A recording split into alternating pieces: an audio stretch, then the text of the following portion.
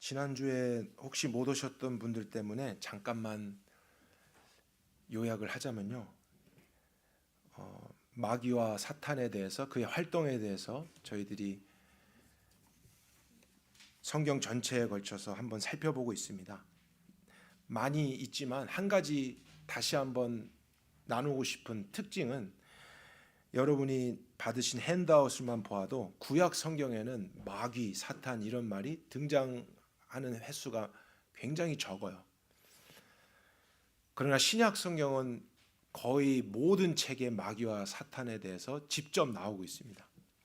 근데 구약 시대 때도 분명히 있었고 활동했는데 활발하게 하나님의 창조 세계를 파괴시키고 하나님의 백성들을 괴롭게 했는데 왜 그의 존재와 활동이 잘 안 나타나 있는가? 그 까닭은 예수님 때문이라고 나눴어요.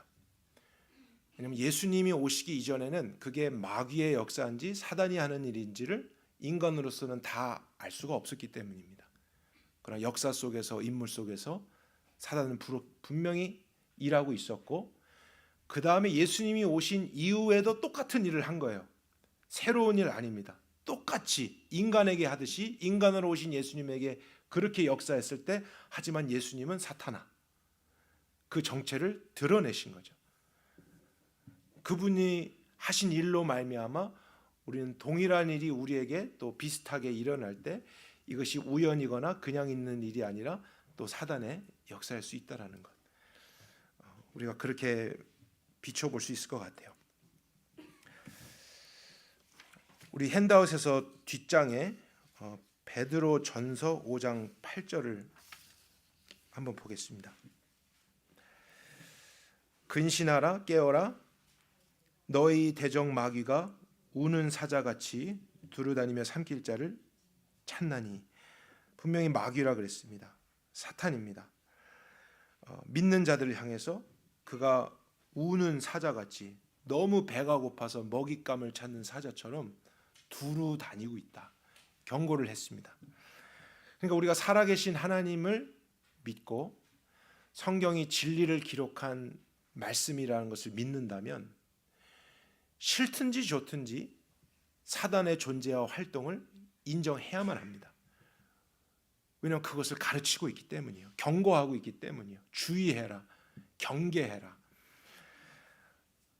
우리가 보지 못할 때 덫을 놓기도 하고 또 우리의 약점을 제일 잘 아는 존재가 사탄입니다. 기가 막히게 알아요.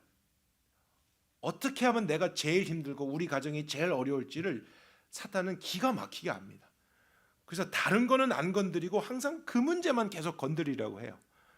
그러면 우리가 막 힘들어하고 뒤집어지는 걸 알거든요. 부끄럽게 하기도 하고 또 죄책감에 빠지게 하고. 그러나 이제 결론은 그래서 그리스도인들은 사단을 두려워해야 된다, 도망쳐야 된다가 아니라는 거예요. 그것을 알지만 저희가 지금 봤던 베드로전서 5장 8절에도 뭐라고 되어 있습니까? 근신하라, 깨어라 그렇게 되어 있고 저희가 보는 야고보서 4장 7절에는 대적하라라고 나왔어요. resist.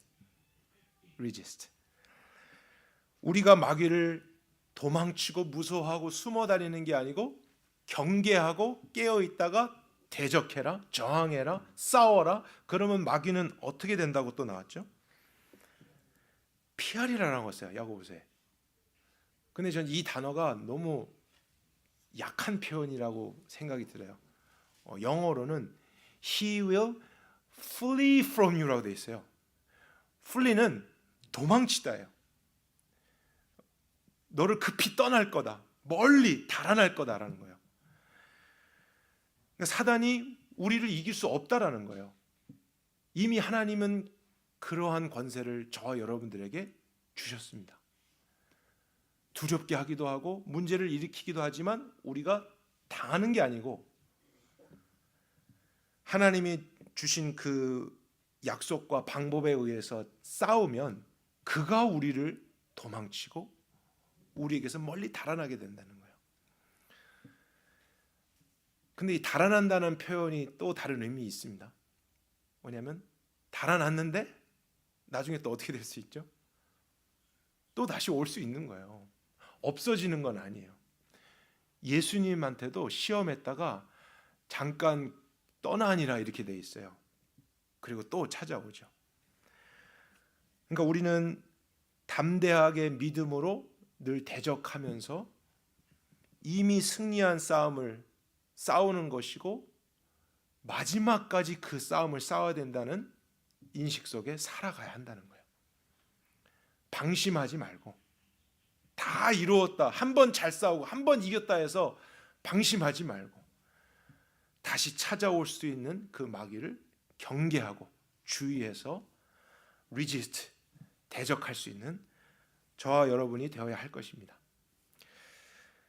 그래서 오늘은 사단이 어떤 식으로 믿는 자들을 공격하는지를 살펴보려고 하고요. 또 말씀에 따라서 어떻게 대적해야 하는지 그 부분까지도 나누려고 합니다. 근데 여러분들이 핸드아웃을 보셨듯이 너무 많아요, 말씀이. 그래서 이 유형들을 다 다루려고 한다면 우리가 3일 부흥회를 해야 될 것 같고요.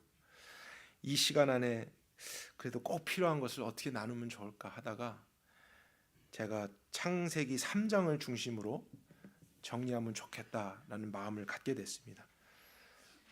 여러분 창세기 3장을 펴주시고 핸드아웃은 옆에 두시고, 왜냐하면 창세기 3장이 사단의 핵심을 담고 있기 때문이에요. 그리고 사단이 제일 먼저 세상에 들어와서 했던 그 장면을 기록하고 있기 때문에 그 부분만 바르게 공부해도 대부분의 유형을 우린 깨달을 수 있습니다. 사단이 어떤 방법으로 공격하는지, 그리고 어떻게 대적을 해야 하는지 우리가 이해할 수 있을 거라 확신합니다.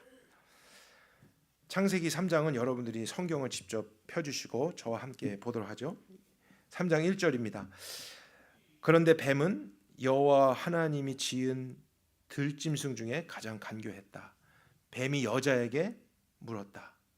하나님이 참으로 너에게 동산 모든 나무의 열매를 먹지 말라 하시더냐. 가장 먼저 발견할 수 있는 사실은요, 뱀이 남자인 아담에게 가지 않고 여자인 이브에게 왔다는 거예요. 그리고 정황을 살펴보니까 아담이 이때 함께 없었어요. 그러니까 이브가 혼자 있을 때 왔다는 겁니다. 사단이 공격하는 첫 번째 특징, 여러분이 꼭 기억하셨으면 하는 것은 은밀함이에요. 혼자 있을 때예요. 그 성경은 이 은밀함을 어두움이라고도 표현을 많이 하거든요. 어두움은 상태예요. 하나님이나 다른 사람들과 분리되어 있는 상태, 이게 어두움이에요. 아무리 내가 낮에 다니고 있어도 하나님과 다른 사람과 분리된 상태 속에 있다면 나는 지금 어두움 가운데 있는 거예요. 근데 어두움은 사단이 가장 좋아하는 그러한 장소입니다. 그것을 노리고 있어요. 사단은 우리를 고의적으로 고립시킨 다음에 죄를 짓도록 합니다. 항상 이 유형이 많이 등장해요. 한 가지 예를 찾아볼까요? 예수님의 제자 중에서 예수님을 배신하는 사람이 나왔죠. 예수님을 직접 보고 그분의 모든 기적을 경험했는데도, 같이 살았는데도 배신하는 사람이 있었어요. 근데 그가 그렇게 된 사단이 배후에 있었고, 성경 요한복음에 보면 사단이 계속 마음에 충동을 줬어요. 근데 유다는 어떤 잘못을 했냐면 그것을 다른 사람과 나누질 않았어요. 마지막에 결정적으로 예수를 팔 생각을 마귀가 넣었더라 돼 있거든요. 그러고 나서 유다가 밖으로 나가니 밤이었더라 이렇게 나옵니다. 그게 밤이라는 거예요.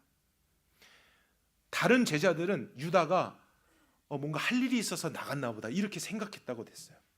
예수님이 그에게 뭐를 시키셨나 보다 알지 못하는 거예요. 무슨 일이 일어나고 있는지. 유다가 고립되어 있어요. 다른 제자들과 연결되어 있지 않아요. 그리고 그러한 마음이 있을 때 하나님께 나아가지도 않아요. 혼자서 계속 생각해요. 혼자서 잘못된, 그릇된 생각에 빠져가는 거죠. 결국에는 그것으로 인해서 은밀한 중에 죄를 짓게끔 하는 것이 사단이 사람을 공격하는 방법이라는 것입니다. 사단은 이브가 아담과 떨어져 있기를 기다렸을 거예요. 분명히 그랬을 거예요. 혼자 있을 때. 그리고 우리가 이따 살펴보겠지만 대화를 보면요, 이브가 하나님을 찾을 수 있는 여유를 주질 않아요. 계속 질문을 던져요. 혼자 조급하게 생각하고 말하게 만들어요. 모르면 하나님께 물을 수도 있고, 또 이게 아닌가? 잠깐 내 남편한테 물어보고 올게, 이럴 수도 있거든요. 근데 그런 기회를 차단시키는 거예요. 계속 질문 던지고 대화하면서 성급함, 조급함, 이 마음을 일으켜서 충동시켜서 당장 너 혼자 이걸 결정해야 돼. 이게 좋은 거야. 이게 맞아. 혼자 있을 때, 고립되었을 때, 은밀한 중에, 어두움 중에서 그렇게 하도록 하는 존재가 사단이라는 사실입니다. 그래서 우리가 사단에게 당하지 않기를 원한다면 은밀함에서 나와야 합니다. 어두움에 머물러 있으면 안 돼요. 잠깐 어둠 속에 들어갔다라도 얼른 나오려고 하는 태도를 우린 늘 취해야 돼요. 내가 건강하든지 건강하지 않든지, 영적으로 또 업이 됐든지 다운이 됐든지 상관없어요. 우리는 항상 나는 아파도 주님 앞에서 아파야 되고, 넘어져도 그것을 부끄러운 게 아니고 나누려고 하고 하는 그런 상태에 있다면 사단은 은밀함 중에 자기가 하고자 하는 일을 할 수가 없어요. 연결되어 있기 때문이에요. 그리고 저와 여러분이 알듯이 사단의 본질은 교만이잖아요. 교만이에요. 교만은 다른 게 아니고 하나님 없이 스스로 서는 게 교만이에요. 나 혼자 할 수 있다. 내가 할 수 있다. 내가 안다. 이게 교만입니다. 근데 우리 피조물은 혼자서 서도록 창조되지가 않았어요. 혼자 서실 수 있는 분은 누구뿐일까요? 하나님뿐인 거예요. 창조주만이 혼자 서는 거예요. 창조주만이 도움이 필요 없으신 거예요. 창조주만이 스스로 결정하시는 거예요. 그러나 모든 피조물은 혼자서 그렇게 하지 않도록 창조된 거예요. 의지해야 돼요. 묻고 도움을 받아야 살아가는 것이 피조물의 올바른 상태인 거죠. 그래서 은밀하게 혼자서 생각하고 결정하려고 하는 태도는 나도 모르게 마음이 교만해져 가는 거예요. 사단 그걸 노리는 거예요. 예수님이 어떻게 사단을 이기셨는가 생각해 보면 이것이 더 이해가 됩니다. 예수님이 사단을 이기신 방법도 여러 가지가 있지만 단순하게 생각하면 겸손으로 이기셨어요. 교만의 반대인 겸손으로 이기신 거예요. 근데 예수님은 하나님이시잖아요. 그분은 모든 걸 아시고 하실 수 있잖아요. 그러니까 혼자서 하셔도 돼요. 혼자서 결정하셔도 문제가 안 일어나요. 근데 예수님은 우리를 구원하기 위해서, 그 교만의 덫에 빠져 있는 우리를 건져내기 위해서 스스로 하나님됨을 내려놓고 겸손의 자리로 내려오셨다 그랬어요. 그 말은 하나님 아버지 없이는 나는 아무것도 결정하지 않는다. 철저한 의존이에요. 그러지 않으셔도 되는, 그분은 그렇게 해도 교만한 분이 아닌 거예요. 하나님이니까 그렇게 하시는 거예요. 그러나 그렇게 하면 안 되는 우리가 그렇게 하고 있으니까 그 교만의 죄를 끊기 위해서는 겸손이 필요하고, 그분은 겸손의 자리로 오셔서 겸손의 옷을 입고 나는 아버지의 뜻대로만 하느니라, 아버지의 뜻을 먼저 구하고 항상 기도하고 동행하고 빛 가운데 연결되어 계시는 그러한 겸손으로 사단을 이기셨던 것이죠. 그러니까 우리가 사단을 대적하는 방법도 이것이 되어야 하는 것입니다. 사단을 어떻게 대적하는가. 여러분 뭐 요즘은 북스토어가 많이 없지만 이런 북스토어 옛날에 가면 그런 코너가 있었어요. 영적인 전쟁, 뭐 대적 기도 뭐 이런 게 있거든요. 근데 저는 굉장한 오해가 그 안에 또 포함되어 있다고 생각합니다. 영적인 존재고 사단이고 하니까 뭔가 대적해야 된다면 신비하고 새로운 어떤 것으로 막 뭔가 크게 기도하고 방언으로 기도하고 뭔가 이런 걸 해야만 쫓아낼 수 있는 것처럼 생각하게 만들어요. 그러나 성경은 그렇게 말하고 있지 않고 오늘 야고보서 4장 7절만 있는데 제가 6절부터 한번 읽어 드릴게요. 더욱 큰 은혜를 주시나니 하나님이 교만한 자는 물리치시고 겸손한 자에게 은혜를 주신다. 그리고 나서 7절 나왔어요. 마귀를 대적하라. 그 마귀를 대적할 수 있는 은혜를 주신다는 거예요. 그리하면 그가 너희를 도망치리라. 너에게서 멀리 떠나가리라. 그 다음에 나오는 8절이 뭐냐면 하나님을 가까이 하라요. 빛 대신 주님을 가까이 해라. Come draw near to him. Draw near to him. 그러면 주님이 너에게 가까이 하시리라. 이것이 사단을 대적할 수 있는 가장 효과적인 방법입니다. 어둡고 은밀한 곳에 있지 않고 빛 대신 주님께로 가까이 나오려고 하는 거예요. 그럼 사단은 우리가 무서워서 도망가는 게 아니거든요. 내가 누구와 함께 있는 걸 아니까 도망가는 거예요.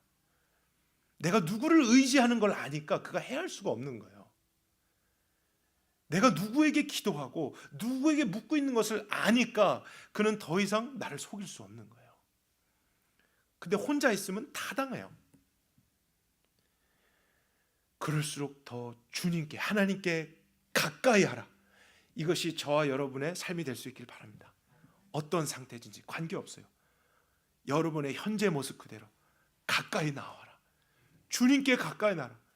그분은 너를 심판하지 않는다. 왜 자녀된 자를 심판하겠느냐. 너를 싸매어 주고 너에게 용기를 주고 너에게 지혜를 줄 것이고 믿음을 주실 거예요. 빛으로 나오면 어둠은 저절로 사라지게 되어 있죠.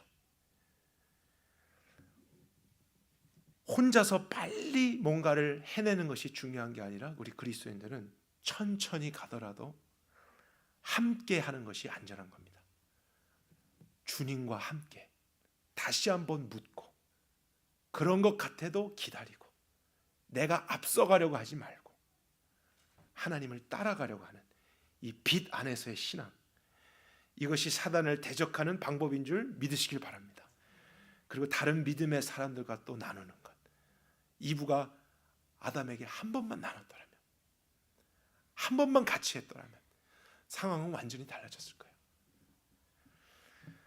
두세 사람이 주님의 이름 모인 곳엔 주님이 함께 하신다고 했기 때문에 나로서는 당해낼 수 없는 사단이라 해도 우리로서 교회로서는 넉넉히 이기는 것입니다. 우리 다시 창세기 3장으로 가겠습니다. 또 두 번째 유형을 볼까요? 똑같이 1절인데 뱀이 여자에게 물어 이르되 하나님이 참으로 너희에게 동산 모든 나무의 열매를 먹지 말라 하시다냐? 여기서 뱀이 등장합니다. serpent라고 되어 있는데 그게 오늘날 뱀과 아주 똑같이 생겼는지는 사실 알 수가 없습니다. 근데 요한계시록에도 옛 뱀 이렇게 나왔고 용으로도 나왔어요.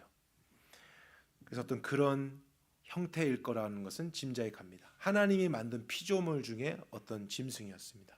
근데 제가 여기에 계신 여성분들한테 한번 질문 드려볼게요. 우리 여성분들 여기에서 뱀 좋아하시는 분 계세요? 뱀이 오면 나도 가까이 가리라 이러신 분 계세요? 뱀이 오면 한번 만져봐야지 이러신 분 계세요?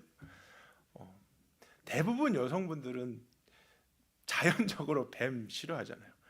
남자인 저도 싫습니다. 근데 어떤 가끔 이제 용감한 남자들이 있죠. 괜히 뱀 나오면 다 잡으려고 하고. 근데 대개 여성분들이 이런 좀 뱀 그런 유형의 동물을 좋아하지 않아요. 근데 지금 3장에는 이상한 일이 일어나고 있어요. 뱀이 나타났는데 여자가 도망치지 않아요. 징그러워하지 않아요. 가까이 하려고 해요. 왜 그랬을까 하는 사실이에요. 그 힌트가 1절 초반에 나옵니다. 이 뱀은 여호와 하나님이 지은 들짐승 중에서 가장 간교하다라 그랬는데, 이 간교라고 하는 단어가 한글에서는 부정적인 의미로 이제 번역이 됐어요. 원래 단어를 찾아보면 이건 중립적이에요. 나쁠 때 간사하다라도 쓸 수 있지만 좋은 의미에도 사용될 수 있는 단어예요. 예를 들면 스마트하다, 뛰어나다 이럴 때도 사용될 수 있는 단어입니다. 그러니까 만약에 그렇게 보게 된다면 이 뱀은 하나님이 만든 모든 짐승들 중에서 가장 스마트한 짐승이었어요. 가장 뛰어나고 뭔가 능력이 있는 짐승이었어요. 근데 아담과 하와는 사람으로서 모든 짐승들을 다스려야만 하는 존재였잖아요. 그러니까 다스리는 자로서 봤을 때 그 짐승들 중에서 가장 뛰어나고 영리하고 또 실력이 있는 그 짐승을 보면 호감이 가는 거예요. 오늘날처럼 그런 무섭고 징그러운 이런 모습보다는 어떻게 보면 아름답고 멋있고 굉장하고 대단해 보여서 마음이 열리는 거예요. 이 들짐승 내가 평소에 좀 관심 있었는데 찾아오네. 그러면서 마음을 열고 대화를 시작하게 되는 장면이 3장이라는 것이죠. 그런데 알고 보니 뭐예요? 마귀가 뒤에서 그를 통해서 역사했던 거죠.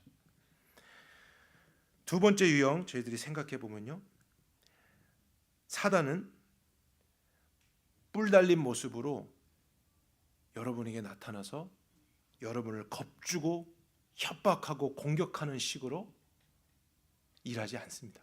대부분의 경우 그렇게 처음부터 나타나면 우리는 어떻게 할까요? 주랭랑지 우리가 도망가는 거예요. 그렇게 나타나면 하나님을 더 의지할 거예요. 우리가 그렇죠? 무서워서. 그럼 사단은 실패한 거예요. 그렇게 하면 안 돼요. 오히려 우리가 마음을 열 수 있는 흥미롭고 관심되고 좋아 보이는 멋있고 화려하고 마음이 끌리는 모습으로 찾아와요. 성경 다른 곳에서도 광명의 천사로 온다 그랬죠. 빛이 나고 천사인 것 같았어요. 그래서 내가 긴장하지 않고 가까이 가고 이렇게 나누려고 했는데 알고 보니 당할 수 있다는 것이죠. 여러분이 좋아하는 어떤 거예요?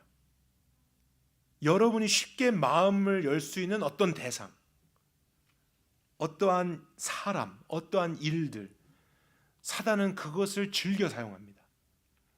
그러니까 그 자체가 사단이라는 건 아니에요. 뱀이 사단은 아니었어요. 그렇죠? 사단이 예수님을 넘어뜨리려고 할 때도 베드로에게도 역사했다니까요. 수제자한테, 예수님이 제일 신뢰할 수 있는 어떤 그 사람한테 그 고난의 길 가시지 마세요 예수님, 이런 식으로. 근데 베드로가 사탄은 아니잖아요.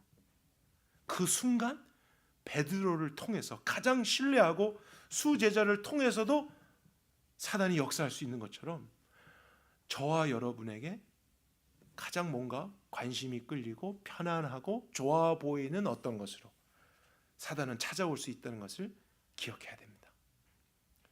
굉장히 가까이에 있어요. 그리고 나서 말을 건네요. 그냥 가만히 그 모습 그대로 있는 게 아니고 반드시 우리가 관심 있어 하고 가까이 오면은 말을 합니다. 근데 거짓 말을 하는 거예요. 좋아 보이는 말을 하는 거예요. 진실 같은 말인데 진실이 아닌 거. 나를 위해 주는 것 같은데 사실은 나를 해할 수 있는 그런 말을 거짓으로 합니다. 잘 포장해서. 우리 주변에서도 모든 것을 통해 그런 일을 할 수 있다는 것을 우린 기억해야 됩니다. 다른 말이 들어와요. 그러면 이제 어떤 결과가 나타나냐면 6절로 가보겠습니다. 6절은 같이 한번 읽겠습니다. 여자가 그 나무를 본즉 먹음직도 하고 보암직도 하고 지혜롭게 할 만큼 탐스럽기도 한 나무인지라.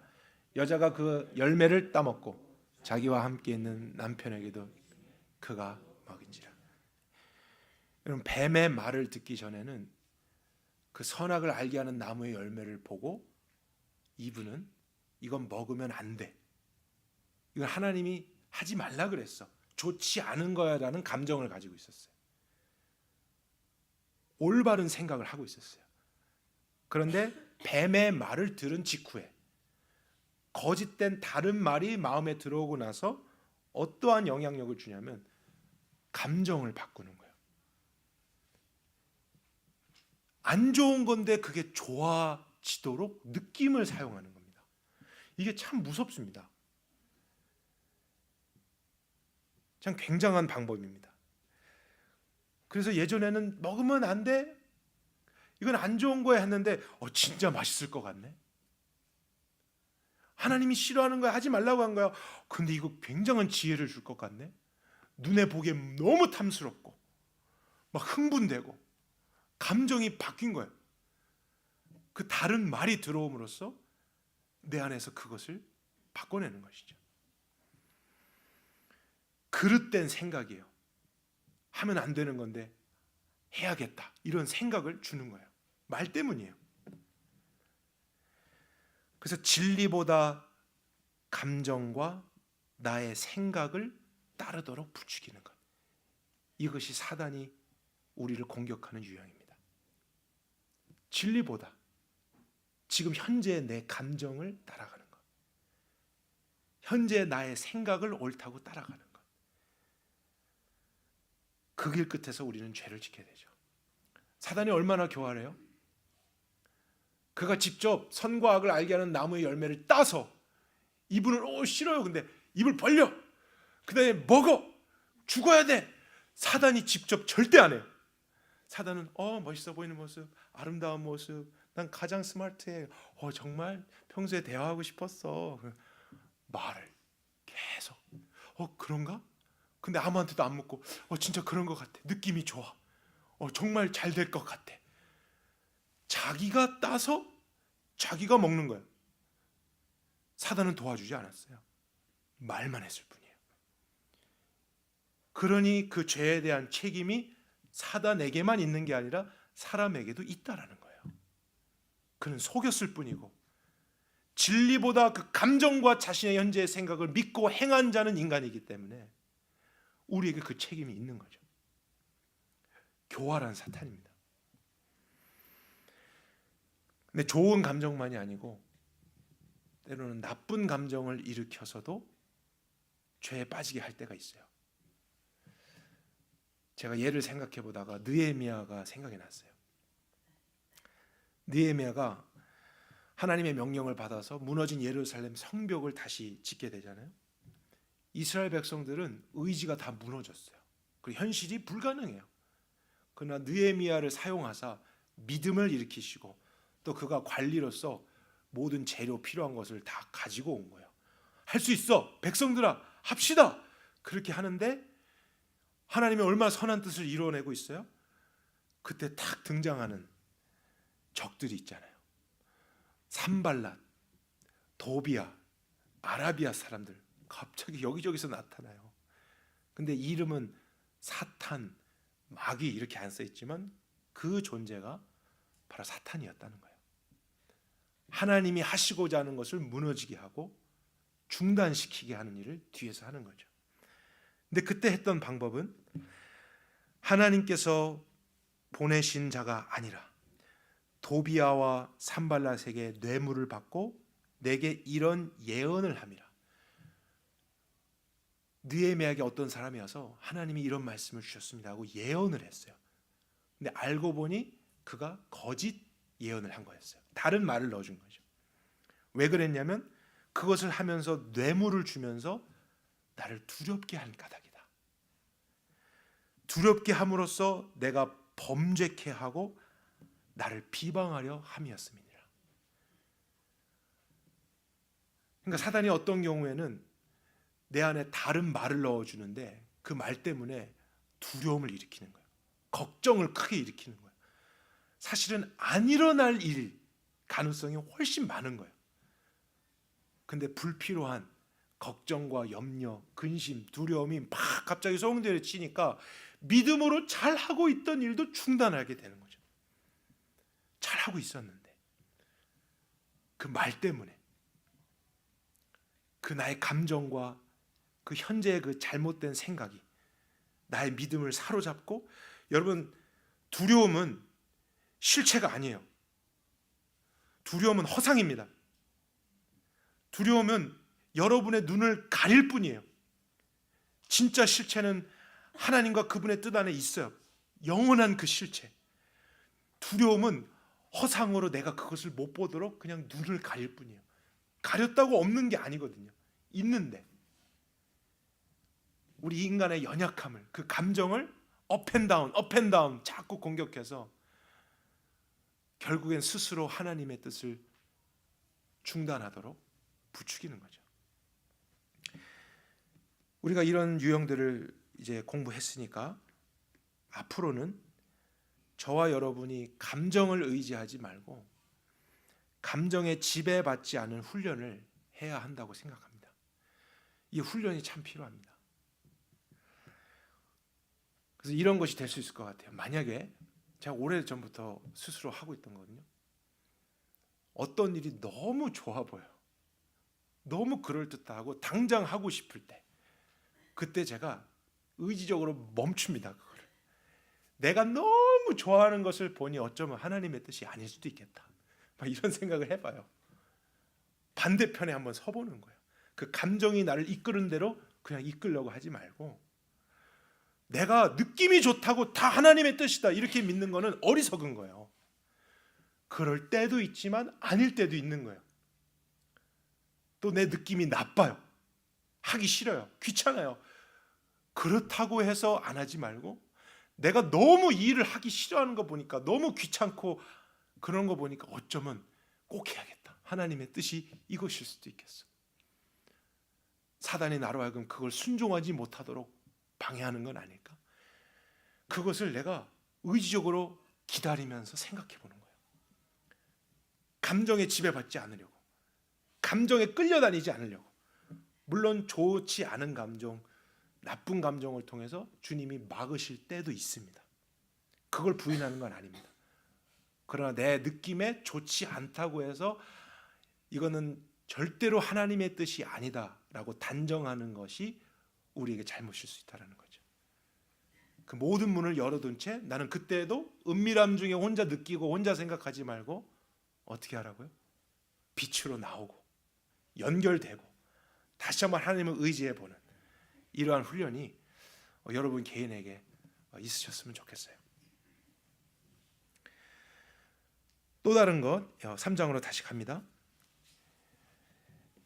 1절에 하나님이 참으로 너에게 동산 모든 나무의 열매를 먹지 말라고 하시더냐 질문했어요.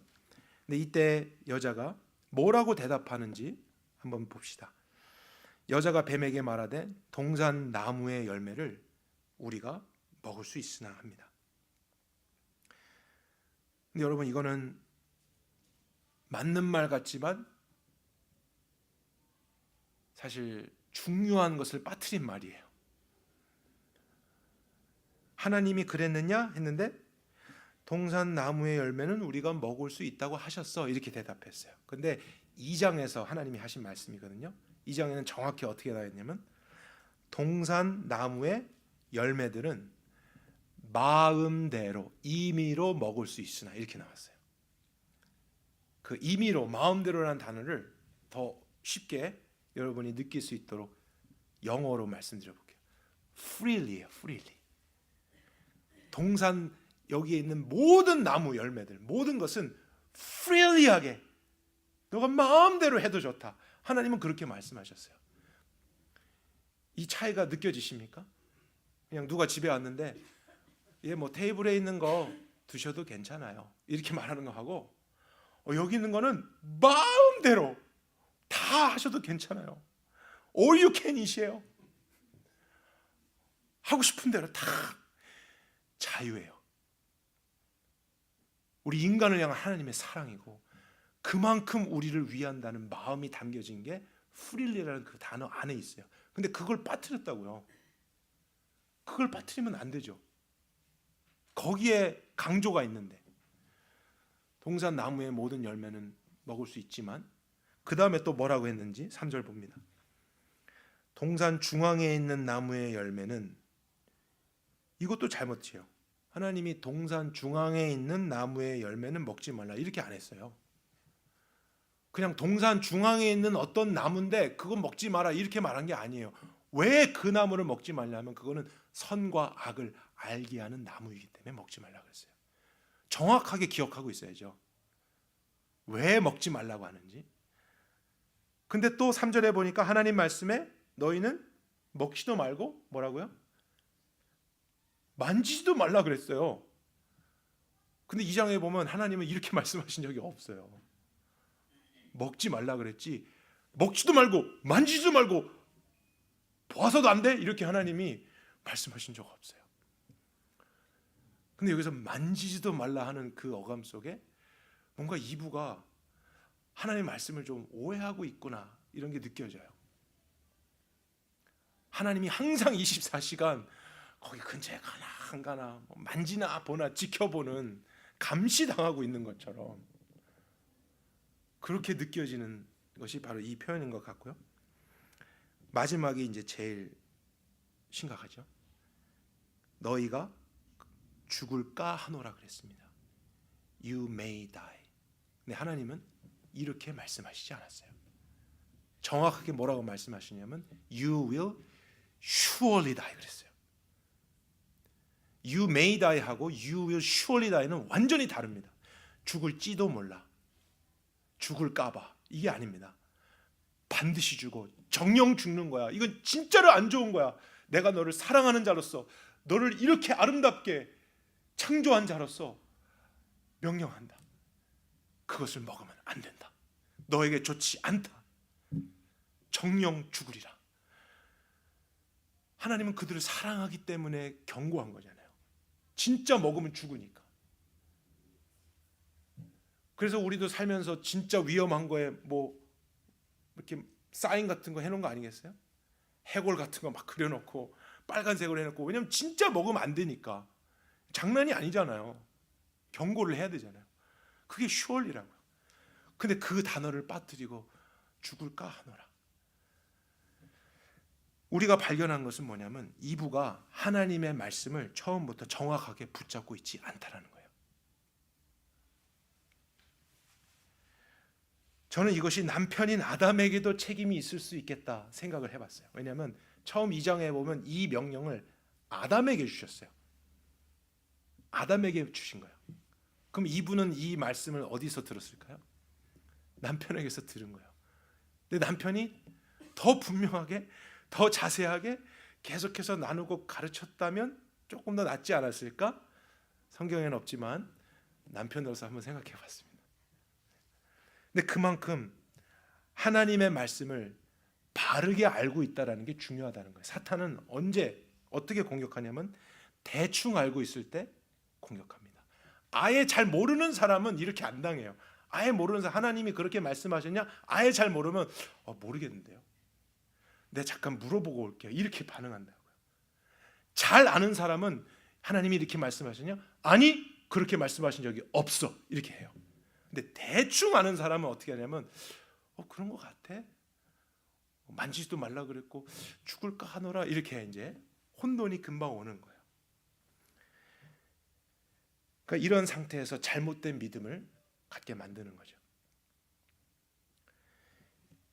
얼마 전에 위조 지폐를 감별하는 사람들이 어떻게 훈련을 하는가를 찾아보다가 제가 이렇게 좀 인사이트가 떠올랐어요. 위조 지폐 감별사는 수많은 진짜 지폐의 샘플들을 반복적으로 만지고, 이렇게 나오더라고요. 반복적으로 만지고 보고 분석하고 냄새도 맡고 잉크, 은선, 홀로그램 이런 거를 계속 감각을 익힌대요. 진짜와 친해지는 거예요. 이건 진짜야. 계속 진짜하고 같이 노는 거예요. 그러다가 어떤 가짜가 왔을 때 이것과 다름을 느끼면 이건 가짜야. 이렇게 분별할 수 있는 힘이 생기는 거죠. 전 마찬가지로 사단의 거짓에 속지 않을 수 있는 가장 좋은 방법은 잘못된 거, 가짜들을 다 연구하는 게 아니라고 생각해요. 특히 우리가 사는 이 유튜브 시대, AI 시대는요, 홍수와 같이 정보들이 몰려와요. 근데 거기에 거짓된 말들이 많다고요. 나를 위해 주는 것 같고 진짜인 것 같은 말들이 계속 우리에게 접근해 옵니다. 우리를 내버려 두질 않아요. 근데 그것은 뭐가 잘못됐고 이건 그래서 아니고 이것을 다 연구해서 우리는 알 수 없어요. 그건 진화합니다. 이제 수십만 개, 수백만 개로 매일매일 늘어나니까 어떻게 그걸 다 연구해서 알아요? 사단을 대적하기 위해서 우리는 오히려 진짜를 더 바르게 알려고 힘쓰는 거예요.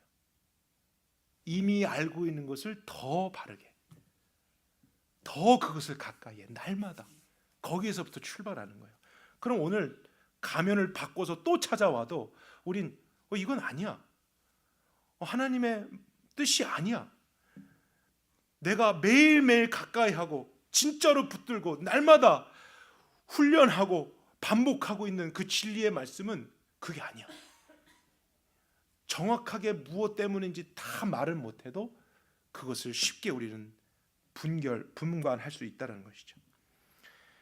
구원이 무엇인가? 복음이 무엇인가? 하나님은 어떤 분이신가? 세상이 어떤 곳인가? 나는 누구인가? 다 압니다. 우리 배웠습니다. 그러나 그 배운 것에서 우리가 만족하고 진짜에서 조금씩 멀어져 가는 순간 우리 안에 엉켜있고 흐트러져 있던 것에 거짓이 와서 잘못된 믿음을 일으킬 수 있다는 것이죠. 그리고 이런 시대일수록 저와 여러분이 더 진짜를 사랑할 수 있길 바랍니다. 더 말씀을 배우는 것을 우리가 열심을 내십시다. 진짜를 더 많이 나누십시다.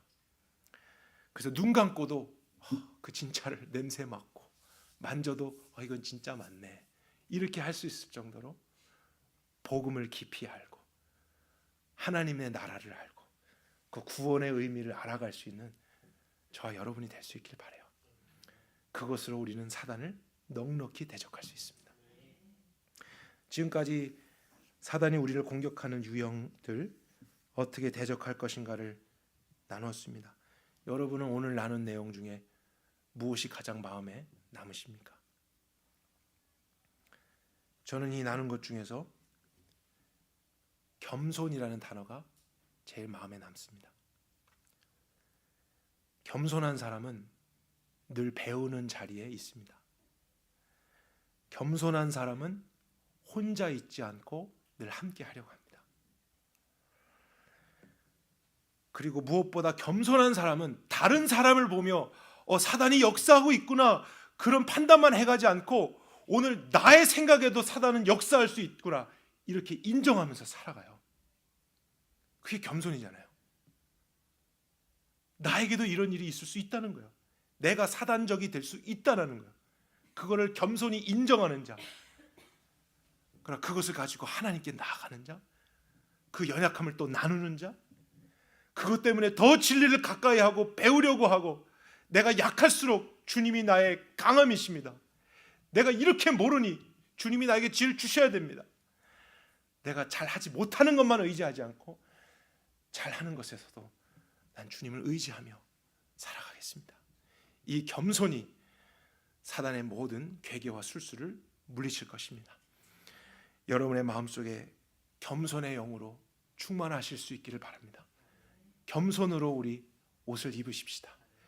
더욱더 의지적으로 겸손의 자리에 나아가서 또 하나님과 교회와 연합된 삶으로 사단의 틈을 주지 않고 대적하며 또 혹시라도 미혹되는 많은 사람들도 빛으로 인도할 수 있는 저와 여러분이 될 수 있길 바랍니다. 사랑하는 주님, 오늘 여러 말씀들을 통해서 사단과 그의 활동을 차근히 살펴보고 그가 우리를 어떻게 공격하는가, 또 우리가 어떻게 그를 대적해야만 하는가를 살펴보았습니다. 이전에 알던 것도 있고 조금 더 새롭게 들어진 부분도 있을 것입니다. 아니면 이전에 조금 잘못되었던 것, 성경적이지 않은 것들을 붙잡고 있었던 분들도 있을지 모르겠습니다. 그러나 다시 한번 주님이 알려주신 이 말씀을 내 삶의 기준으로 세워서 더 이상 사단에 대해서 무지한 채 무시하며 어쩔 수 없이 당하는 삶을 중단케 하여 주시고, 그렇다고 사단을 두려워만 하고 도망치려고 하는 삶도 아니라 믿음으로, 믿음의 원리를 따라 그를 대적하고 경계하고 믿음의 선한 싸움을 잘 싸우고 마지막까지 하나님의 나라를 힘있게 이뤄갈 수 있는 저희 모두가 되게 하여 주시옵소서. 주님이 우리의 대장 되시고 우리와 함께 하셔서 이 모든 일들을 친히 지휘해 주실 것을 신뢰합니다. 예수 그리스도의 이름으로 기도했습니다.